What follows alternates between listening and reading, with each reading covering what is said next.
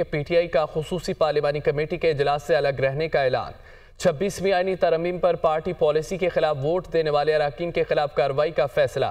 Vote देने वाले अरकान पार्लिमानी की बुनियादी हिमायत रुकनियत की मनसूखी समेत उनके खिलाफ हतमी तादीबी कार्रवाई पर इत्तफाक। शोकाज नोटिस के जवाबात की रोशनी में उनके आइंदा के मुस्तकबिल का तयन किया जाएगा। पीटीआई की सियासी कमेटी के इजलास का एलामिया जारी कर दिया गया है। पीटीआई का खुसूसी पार्लिमानी कमेटी के इजलास से अलग रहने का ऐलान। 26वीं आईनी तरमीम पर पार्टी पॉलिसी के खिलाफ वोट देने वाले अरकान के खिलाफ कार्रवाई का फैसला किया गया। वोट देने वाले अरकान पार्लिमान की बुनियादी जमाती रुकनियत की मनसूखी समेत उनके खिलाफ हतमी तादीबी कार्रवाई पर इत्तफाक किया गया है। शोकाज नोटिस के जवाबात की रोशनी में उनके आइंदा के मुस्तकबिल का तयन भी किया जाएगा। हम खबर आपको देंगे। नवाज शरीफ और मरियम नवाज के दौरे बरतानिया का शेड्यूल जारी कर दिया गया है। नवाज शरीफ जुमे को लाहौर से दुबई रवाना होंगे। ज़राए के मुताबिक लंदन में 2 दिन क़याम के बाद मंगल को अमेरिका रवाना हो जाएंगे। वज़ीर आला पंजाब मरियम नवाज नवंबर के पहले हफ्ते में लंदन पहुंचेंगी। नवाज शरीफ और मरियम नवाज के दौरे बरतानिया का शेड्यूल जारी कर दिया गया है। नवाज शरीफ जुमे को लाहौर से दुबई रवाना होंगे, जबकि लंदन में 2 दिन के क़याम के बाद मंगल को अमेरिका रवाना हो जाएंगे। दूसरी तरफ वज़ीर आला पंजाब मरियम नवाज नवंबर के पहले हफ्ते में लंदन पहुंचेंगी।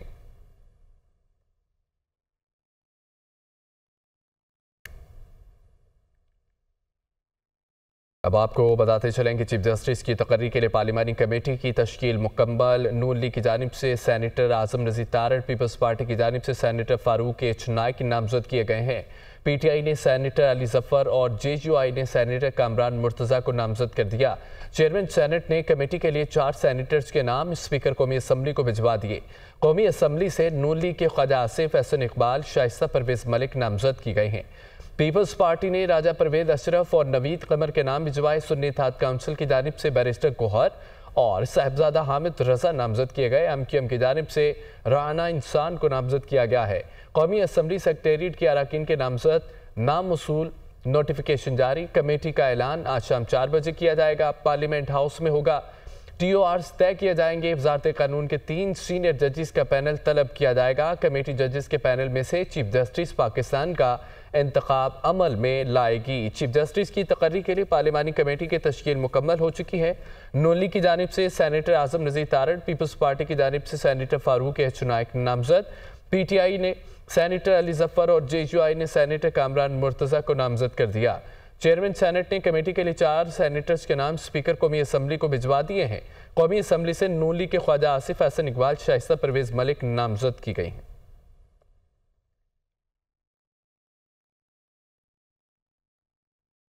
आईनी तरमीम की गूंज सुप्रीम कोर्ट तक पहुंच गई है। आईनी बेंच से मुस्तकिल अदालत उस्मा के 2 जजेस के दिलचस्प रिमार्क सामने आ गए। जस्टिस मंसूर अली शाह ने कहा है, लगता है कि अब यह सवाल हर रोज उठेगा कि केस आम बेंच सुनेगा या आईनी बेंच सुनेगा। इस्लामाबाद से रिपोर्ट देखिए।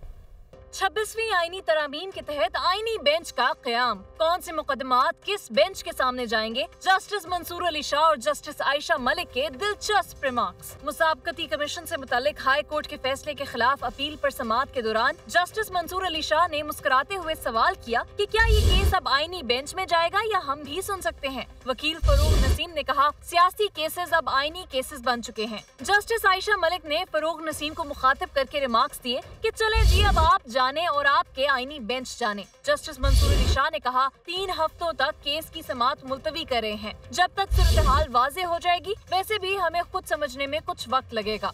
रहनुमा मुस्लिम नून बैरिस्टर अकील मलिक का कहना है कि हुकूमत अपनी मर्जी के जजेस नहीं लगा रही। जजेस की तैनाती के लिए पूरा मैकेनिज्म बनाया गया है। जजेस फैसले आईन और कानून के मुताबिक करेंगे। जजेस को सियासत में मुलविस नहीं करना चाहिए। उन्होंने प्रोग्राम दुनिया मेहर बुखारी के साथ में गुफ्तगू करते हुए मजीद ये भी कहा कि तहरीक इंसाफ ने जजेस की सियासत में मुलविस होने की कोशिश की है। अगर मौलाना माइंड चेंज करते तो हमारे पास 8 से 10 अरकान मौजूद थे। इस पूरे कॉन्सेप्ट को क्लियर होना चाहिए। हुकूमत कोई अपनी मर्ज़ी के हैंड पिक जजेस नहीं लगा रही। ऑफ कोर्स जो कॉन्स्टिट्यूशनल बेंचेस बनने हैं वो इन्हीं जजेस में से जो एग्जिस्टिंग हैं सुप्रीम कोर्ट के, उनमें से भी हैं और नई की भी अपॉइंटमेंट हो सकती है, होनी भी है। यहाँ पे डिलिब्रेशंस होनी है। यहाँ पे अपॉइंटमेंट का एक पूरा स्ट्रक्चर दिया गया है। 12 की टीम है। वो चीफ जस्टिस की हद तक है। And then of course opposition और जो हुकूमत के नंबर्स हैं जिसमें सुप्रीम कोर्ट के जजेस की तैनाती होनी है 175A में, उसमें पूरा एक मैकेनिज्म दिया गया है जिसमें चीफ जस्टिस साहब PTI stand if he then obviously out of all these events turns out to be the next chief justice Pakistan, because वो कंसिडर हो रहे हैं, ये नहीं है कि वो कंसिडर नहीं हो रहे।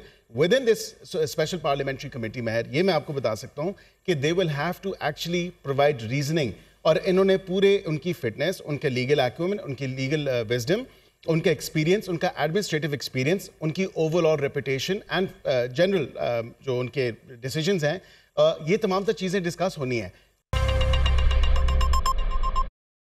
आलमी मंजरामे से खबर आपको दें कि अमरीकी सदारती उम्मीदवार डोनाल्ड ट्रंप की बाइडन इंतजामिया पर शदीद तनकीद। अमरीकी सदर की खारजा पॉलिसी नाकाम हो चुकी, बाइडन एक नाकाम सदर हैं। ट्रंप की जानिब से यह कहा गया अगर मैं सदर होता तो गजा जंग शुरू ही ना होती। उन्होंने कहा कि अगर दोबारा सदर बना तो खित्ते में अमन की बहाली के लिए काम करूंगा। अमरीकी सदारती उम्मीदवार डोनाल्ड ट्रंप की बाइडन इंतजामिया पर शदीद तनकीद सामने आ गई। अमरीकी सदर की खारजा पॉलिसी नाकाम हो चुकी है, बाइडन एक नाकाम सदर हैं। ट्रंप ने कहा कि अगर मैं सदर होता तो गजा जंग शुरू ही ना होती, अगर दोबारा सदर बना तो खित्ते में अमन की बहाली के लिए काम करूंगा।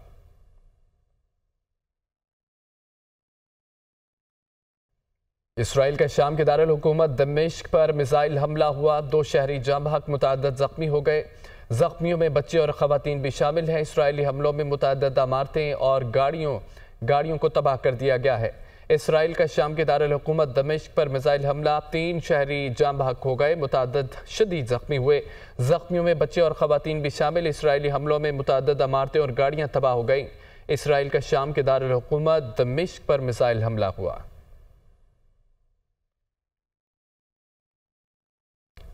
अमरीका इराक की तकसीम में खुलकर सामने आ गया। क्या अमरीका इराक से अमरीकी फोर्सेस के इनखला से पहले इराक की तकसीम चाहता है?